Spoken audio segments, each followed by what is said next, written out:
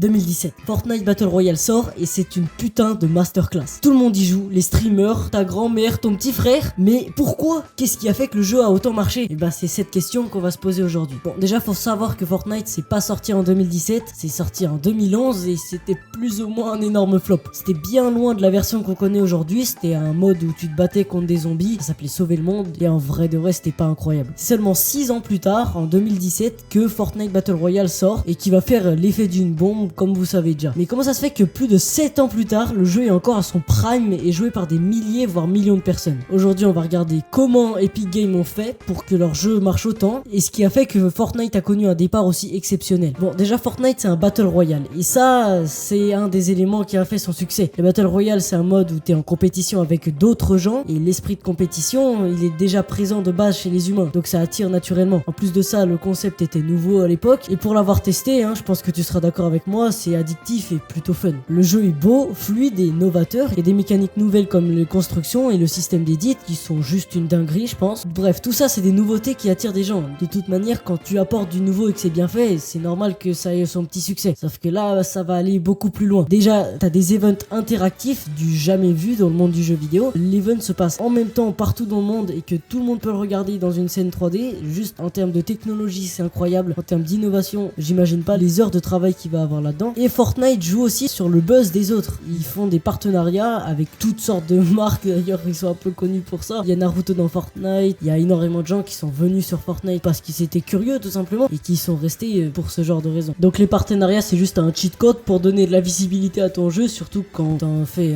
tout le temps et avec tout le monde. En plus de ça, l'audience potentielle de Fortnite est juste énorme. Le Battle Royale c'est un mode de jeu ultra populaire et en plus de ça, Fortnite est disponible sur presque toutes les plateformes. Switch, PlayStation 4, 5, PC, Xbox, bref, partout. Et donc ça facilite encore plus l'accès. Ils sont même allés dans l'extrême en proposant des modes pour les gens qui sont malentendants ou daltoniens. C'est là qu'on voit que Fortnite a vraiment été pensé pour que le plus de gens possible puissent y jouer. Mais bon, si t'amènes beaucoup de gens sur ton jeu, c'est bien, mais faut encore les faire rester. Et ça, Fortnite utilise beaucoup de techniques. Déjà, ils améliorent constamment le jeu et ils ajoutent du nouveau contenu hyper souvent, genre des pioches, des danses, ou même dans la map, il y a souvent des changements, des nouveaux boss, même le système de saison, bref, tout ce qui fait que le jeu est actif et que tu te fais pas chier. Tu découvres toujours un truc dans Fortnite. Quand tu y joues, c'est pas que tu connais par cœur le jeu, non, c'est tu te dis qu'est-ce que le jeu a à me proposer que je connais pas. Et ça, c'est ce qui fait rester beaucoup de gens, surtout après toutes ces années. Après, bon, on va en parler, oui, on va en parler, les microtransactions, ça aussi, ça fait rester les gens d'une certaine manière, parce qu'une fois que t'as mis de l'argent dans le jeu, et c'est très facile de mettre de l'argent dans le jeu, t'as plus envie de rester, tu vois, tu te dis, j'ai mis de l'argent, il faut que je continue à y jouer, tu vois, sinon j'ai mis mon argent pour rien. Fortnite est très bien pensé pour ça. On peut aussi parler du contexte de sortie, c'est sorti pendant le Covid, le moment où personne ne sortait de sa chambre, donc ça a quand même pas mal facilité la communication. Et bon, le gros de la communication c'est fait avec les créateurs de contenu. Si Fortnite a fait un aussi bon départ, c'est en grande partie parce qu'ils ont payé des youtubeurs, des streamers pour qu'ils y jouent. Et ils ont fait une com hyper agressive et qui a très bien marché. À partir de là, ça a fait un effet de boule de neige. Quand Timmy il voit son youtubeur préféré jouer à Fortnite, il a envie d'y jouer. Et quand Jérémy il voit son pote Timmy jouer à Fortnite, il a envie d'y jouer. C'est exponentiel et à partir de là, Fortnite n'avait que des belles années devant lui. Si toi aussi tu veux créer un jeu comme Fortnite,